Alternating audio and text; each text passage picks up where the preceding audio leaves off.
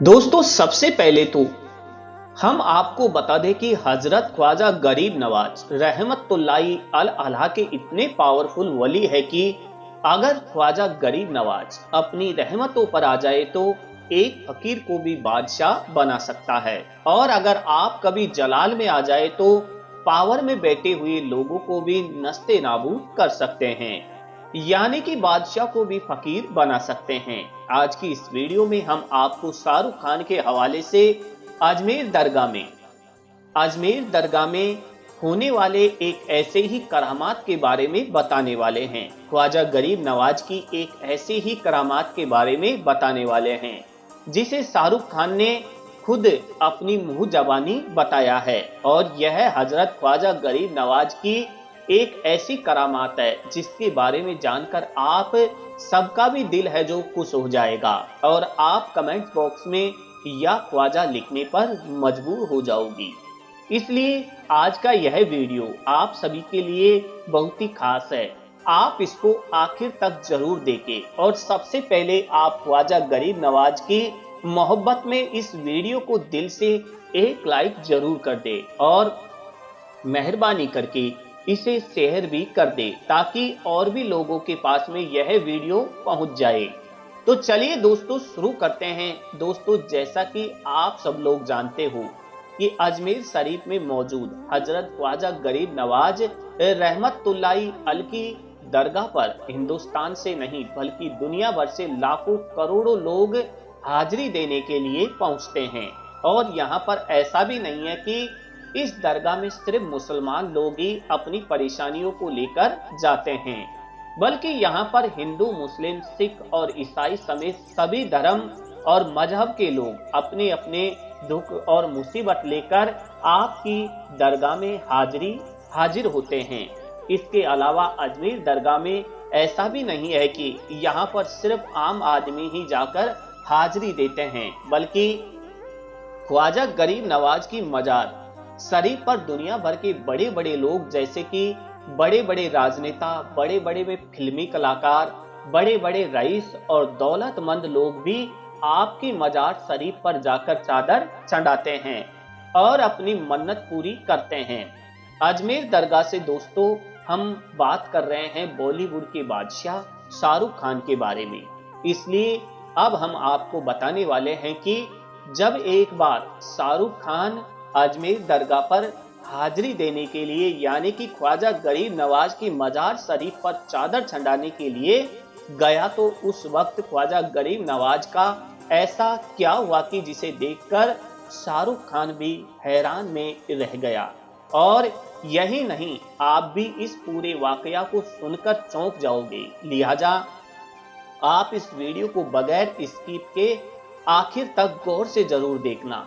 दोस्तों, शाहरुख खान जिनको बॉलीवुड का बादशाह भी कहा जाता है, यह आज बॉलीवुड का एक ऐसा सेलिब्रिटी बन चुका है कि आज दुनिया भर के लोग शाहरुख खान को जानते और पहचानते हैं, क्योंकि शाहरुख खान एक बहुत ही बड़ा एक्टर होने के साथ साथ बहुत अच्छे इंसान भी है। आज इनके पास में लाखों नहीं बल्कि कई करोड़ों रुपए हैं, मगर हम आपको बता दें कि शाहरुख खान हमेशा से ऐसा नहीं था। इनके माँ बाप बहुत ही ज्यादा गरीब थे और इनकी परवरिश भी गरीबी में हुई थी। अब आप सोच रहे होंगे कि फिर आखिर शाहरुख खान के साथ में ऐसा क्या हुआ कि यह अचानक से इतने बड़े स्टार बन गए और बुलंदियों को छूने लगे। तो हम आपको बता दें कि इसके पीछे एक बहुत ही दिलचस्प कहानी है जिसे शाहरुख खान ने खुद एक इंटरव्यू में बताया है। शाहरुख खान ने एक मीडिया रिपोर्टर को बताया कि यह उस वक्त की बात है जब वह बॉलीवुड स्टार नहीं थे, यानी कि वह एक नॉर्मल और एक आम इंसान थे। यह उस वक्त की बात है। उस वक्त हुआ यह कि एक बार अपनी अम्मी के साथ में यानी कि अपनी माँ के साथ अजमेर दरगाह पर हाजिरी देने के लिए गया था। ख्वाजा गरीब नवाज के मजार शरीफ पर चादर चढ़ाने के लिए गया था। उस वक्त मेरी माँ के पास में सिर्फ 5,000 रुपये थे। जो कि उस वक्त बहुत ही ज्यादा हुआ करते थे, क्योंकि यह बात आज से तकरीबन 35 साल पुरानी बात है। शाहरुख खान ने बताया कि जैसे ही हम अजमेर दरगाह में पहुंचे तो मेरी माँ ने 5,000 रुपये मुझे दे दिए और कहा कि बेटे इन्हें संभाल कर रखना। इसके बाद मैंने वह 5,000 अपनी माँ से ले लिए और संभाल कर अपनी जेब में रख लिए। फिर मैं अपनी अम्मी के साथ दरगाह शरीफ के अंदर पहुंच गया और फिर हम एक चादर लेकर हजरत ख्वाजा गरीब नवाज के मजार शरीफ पर पहुंचे और वह चादर छंडा दी। इसके बाद जब हम चादर छंडाकर वापस आ रहे थे तो अचानक से मुझे पता चला कि मेरी माँ ने मुझे जो 5,000 रुपये रखने के लिए दिए थे वह कहीं पर गायब हो गए हैं, यानी कि वह कहीं पर गुम हो गए हैं या फिर किसी ने मेरी जेब से वह पैसे निकाल लिए हैं।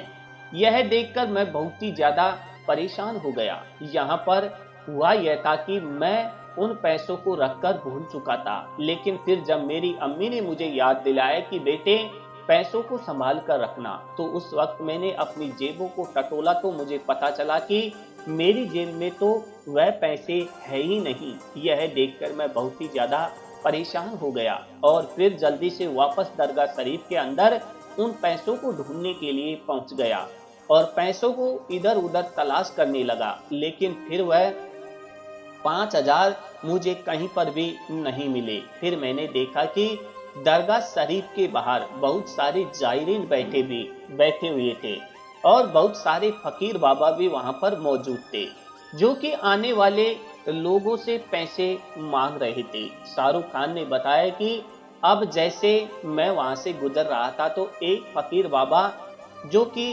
शक्ल से बहुत ज्यादा गरीब नजर आ रहा था, उन्होंने मुझे आवाज देकर रोका और कहने लगा कि बेटा आज तू यहाँ पर 5,000 ढूंढ रहा है, जहां तू आने वाले वक्त में 500 करोड़ रुपए का मालिक बनेगा। शाहरुख खान कहता है कि यह सुनकर मैं एकदम से हैरान रह गया। मुझे एक झटका सा लगा, क्योंकि अभी तक मैंने 5,000 वाली बात किसी को भी नहीं बताई थी। फिर उस फकीर बाबा को यह बात कैसे पता चल गई थी कि मेरे 5,000 रुपये गायब हो गए हैं और मैं उनको ढूंढ रहा हूं। दोस्तों, इस बात को बताने के बाद शाहरुख खान ने अपने इंटरव्यू में आगे बताया कि आज उस फकीर बाबा की बात बिल्कुल सच साबित हो गई है। मैंने अपनी जिंदगी में सिर्फ 500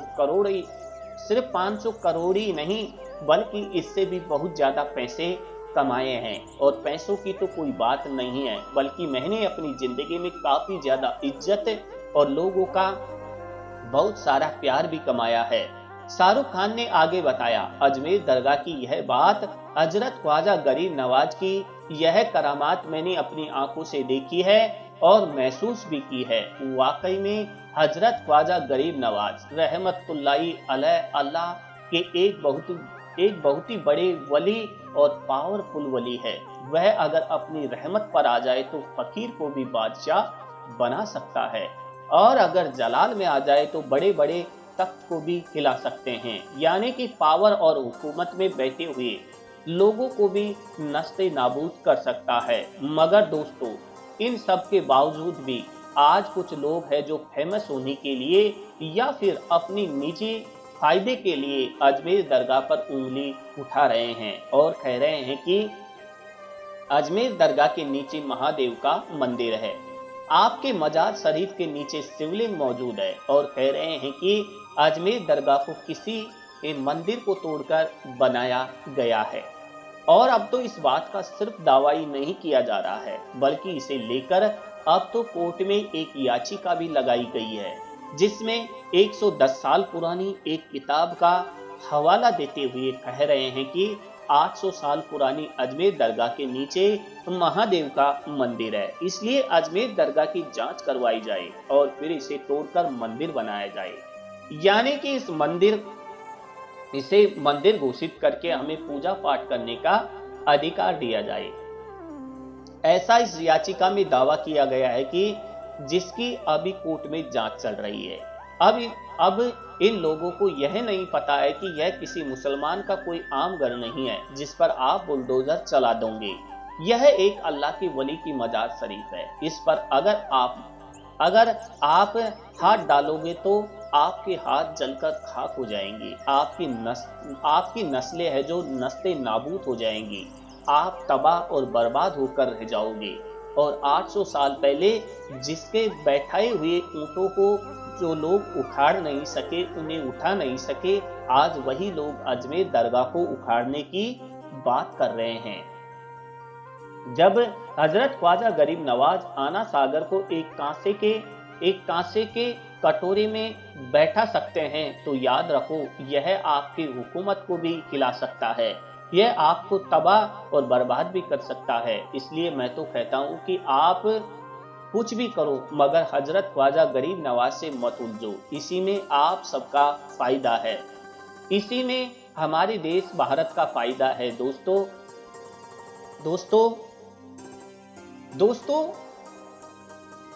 दोस्तों अजमेर दरगाह के मामले पर हाल ही में एक मीडिया रिपोर्टर ने शाहरुख खान से भी पूछा कि आप इस मामले को कैसे देखते हो। तो इस पर शाहरुख खान ने कहा कि देखो, अजमेर दरगाह सिर्फ मुसलमानों की ही नहीं है, बल्कि इसके साथ में ही हर धर्म और मजहब के लोगों की आस्था जुड़ी हुई है।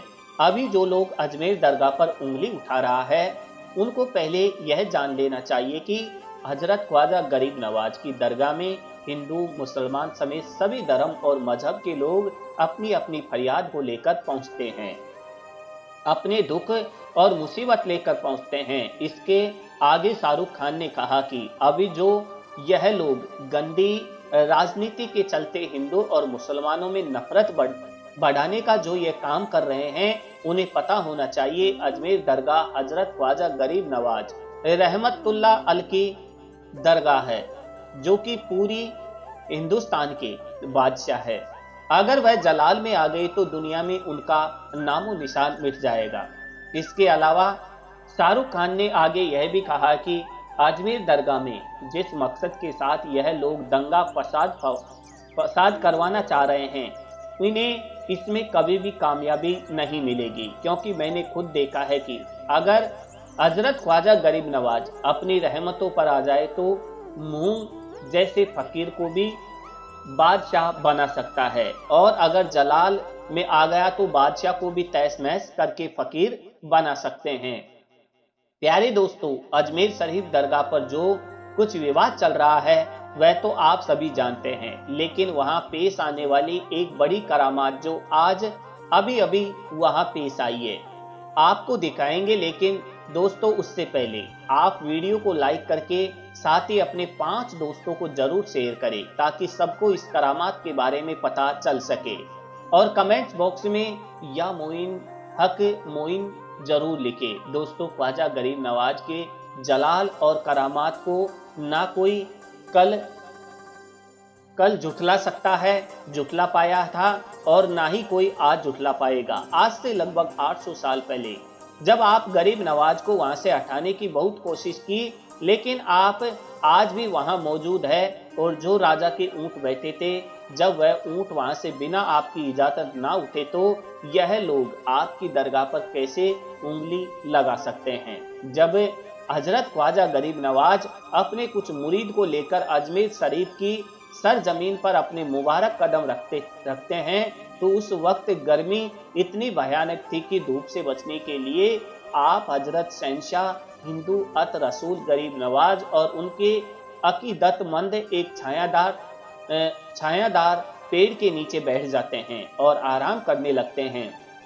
अभी आप आराम फरमाई रहे थे कि चंद लम्हे ही गुजरे थे कि अचानक से कुछ सिपाही वहां पर आ जाते हैं। मालूम होता है कि वह सिपाही दरअसल वहां के जो राजा थे, जो कि हिंदू राजा थे, उन्हीं के सिपाही हैं। और अचानक वह आते ही सरकार गरीब नवाज रहमतुल्लाहि अलैह और उनके चाहने वालों को वहां से चले जाने के लिए कहते हैं। राजा के सिपाही फिर सरकार गरीब नवाज से पूछते हैं, आप लोग कौन हैं और यहाँ पर क्या कर रहे हैं, कहाँ से आए हैं। ख्वाजा गरीब नवाज रहमतुल्लाहि ताला अलैह फरमाते हैं, हम मुसाफिर हैं और सफर पर निकले हैं छाया देखकर, और यह पेड़ की छाया देखकर हम यहाँ पर बैठ गए थे। आराम की गरज से वह सिपाही भी बड़े मगरूर थे, क्योंकि वह उस रियासत के राजा के सिपाही थे, तो वह गुरूर में यानी कि घमंड में थे। आप लोगों को क्या मालूम नहीं है, क्या मालूम नहीं है कि वहां पर राजा साहब के ऊंट बैठते हैं, यहाँ ऊंटों के बैठने की जगह है। अब आप जल्द से जल्द खाली कर दीजिए, वरना आपको बहुत तकलीफ हो जाएगी, इसलिए जल्द से जल्द यह जगह खाली कर दे, यहाँ राजा साहब के ऊंट बैठेंगे। सरकार गरीब नवाज रहमतुल्लाहि अल सिपाहियों को समझाने की कोशिश करते हैं और फरमाते हैं, यह बंदे खुदा का इतना बड़ा जंगल मौजूद है, राजा साहब के ऊंट तो कहीं भी बैठ सकते हैं। सिपाही मगरूर होकर कहते हैं, ऐसा नहीं हो सकता, आप लोग यहाँ से चले जाइए। जब हमने आपको कह दिया कि राजा के ऊंट यहीं पे बैठेंगे तो यहीं पर बैठेंगे, यहाँ से चले जाइए। उन्होंने सरकार गरीब नवाज रहमतुल्लाहि अल की शान में गुस्ताखी कर दी। आप हजरत ख्वाजा गरीब नवाज रहमतुल्लाहि अल फरमाते हैं, ठीक है भाई, अब यहाँ पर राजा के ऊंट ही बैठेंगे। सिपाहियों की बातें सुनकर ख्वाजा गरीब ने अपने साथियों के साथ वहां से उठकर चले जाते हैं और दूसरी जगह पर आप आराम करने की गरज से रुक जाते हैं। इधर जब दूसरे दिन सुबह होती है तो सिपाही ऊंटों को वापस लेने की गरज से वहां आ जाते हैं। सिपाही ऊंट को खींचते रहते हैं, लेकिन ऊंट तो उठने का नाम ही नहीं ले रहे थे। सारे ऊंट ऐसा लग रहा था मानो जमीन से चिपक गए हो, वह उठने का नाम ही नहीं ले रहे थे। सिपाही सारे इकट्ठे होकर अपनी परेशानी का हल ढूंढने लगे। उन्होंने यही सोचा कि राजा के पास जाकर सारी सच्चाई राजा से ही बयान करना होगा। वह अपने महाराज, अपने राजा के पास सारे के सारे हाजिर हो जाते हैं और जाकर के राजा से यह सारा वाकया बयान करते हैं। राजा कहता है, क्या हुआ, तुम इतने घबराए हुए क्यों हो? तो वह सिपाही कहते हैं, महाराज, हमारे ऊंट धरती से चिपक गए हैं, हमने उन्हें हाका मारा, सब कुछ कर लिया, लेकिन वह उठ ही नहीं रहे हैं महाराज। महाराज कहते हैं, ऐसा कैसे हो सकता है? सिपाही कहते हैं, महाराज, हमें तो लगता है कि कल शायद हमने जिन फकीरों को वहां से उठाया था, यह सब उन्हीं की करामात है। राजा कहता है, शायद तुम ठीक कहते हो, जाओ, वह शायद सच्चे फकीर थे। सिपाही कहते हैं, जो हुकुम साहब आपका महाराज, हम उन दरवेश को ढूंढते हैं। दरवेश को ढूंढने के लिए जब वह सिपाही निकल जाते हैं, सिपाही उन्हें तलाश करते करते एक जगह पर पहुंचते हैं जहां पर शहंशाह हिंद गरीब नवाज अपने उन चाहने वालों के साथ, मुरीद के साथ आराम फरमा रही थी। सिपाहियों को जैसे ही वह लोग नजर आते हैं, सिपाही दौड़े दौड़े आप सरकार गरीब नवाज के पास पहुंचते हैं। सरकार गरीब नवाज उन्हें मोहब्बत के साथ बैठने का हुक्म देते हैं। सिपाही जब बैठते हैं तो वह भी अचानक जमीन से चिपक जाते हैं और वहां से हिल भी नहीं पाते हैं, उठ भी नहीं पाते हैं। जब राजा को यह खबर मिलती है कि हमारी ऊंटों की तरह ही हमारे सिपाही भी जमीन से चिपक गए हैं, तो वह खुद ख्वाजा गरीब नवाज के सामने हाजिर होता है। ख्वाजा साहब राजा को भी बैठने का हुक्म देते हैं।